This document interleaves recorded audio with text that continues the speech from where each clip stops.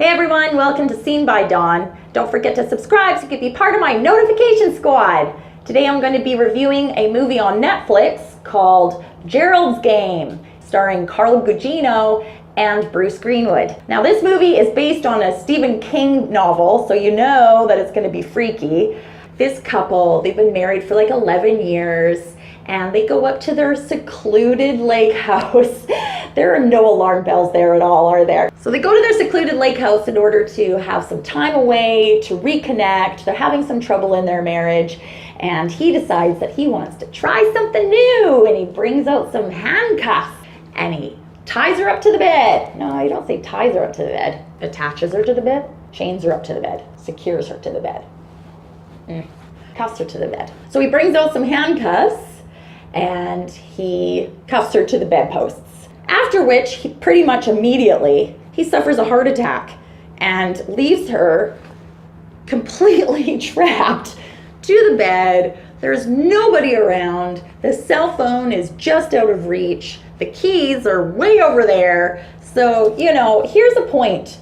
If you're ever going to try something new like that, maybe like get a physical first. Go and visit your doctor and just make sure that your heart's okay. And maybe don't just like take some other supplement medication, if you know what I'm saying. A really interesting part about this story is that basically the entire story is surrounding one character in one room. So this movie is a slow burn movie in that there isn't a lot that happens. There really isn't a lot of horror that happens either. There's some gross parts throughout, and really the most cringe-worthy part of the movie doesn't happen until, I'd say, the last third of the movie. That's where it happens.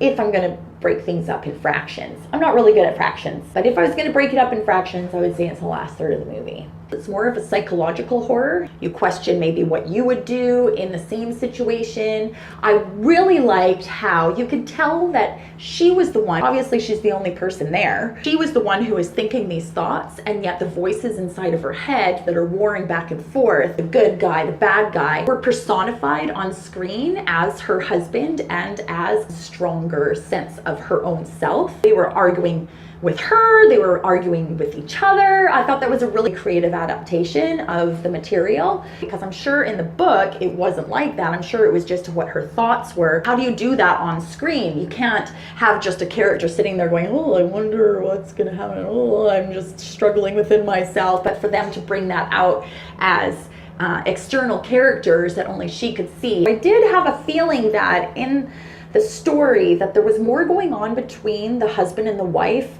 than actually came out on screen. I wish they had gotten more into why it was that she felt that she was also imprisoned by him.